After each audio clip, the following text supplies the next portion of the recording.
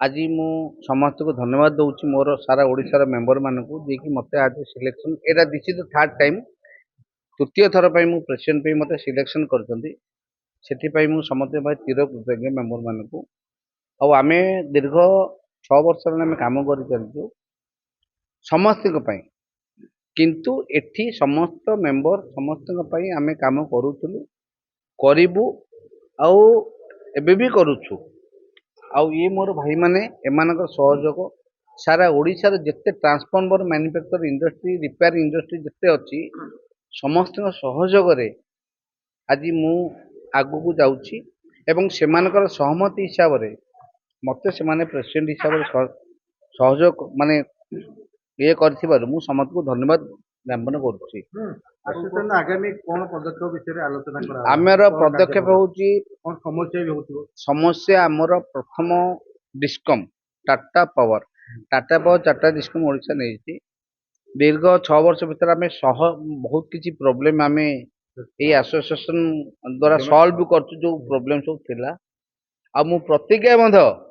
जे मोर प्रत्येक यूनिट प्रत्येक transformer manufacture unit repair unit समस्त को जमी काम मिल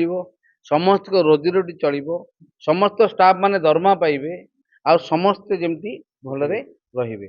एटा मोर ये मोर केते जण अछंती आपण जडित आज्ञा एसोसिएशन सहित केते मेंबर अछंती टोटल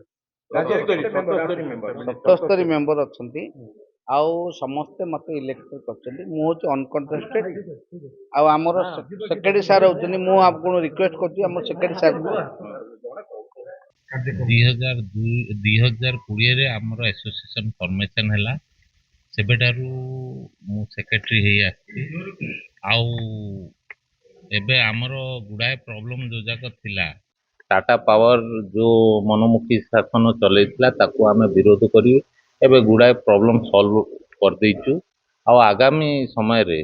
जहाँ प्रॉब्लम जाक अछि एबे पार्टिकुलरली आमर प्रॉब्लम होउची Tata power distribution of transformer repairing येटा से बंद करी से निजर एबे आरंभ कर टीआरडब्ल्यू निजर आरंभ करती जोटा बेआईन आमे ता उपरे पदक्षेप नौचु एवं तांको कुहा जाइछि जे तमरो गोटे दिन होउछि तमे केवल डिस्ट्रीब्यूशन काम करि परियो तमे रोजी रोटी बंद करि परियोनी छोट छोट इंडस्ट्री मानकर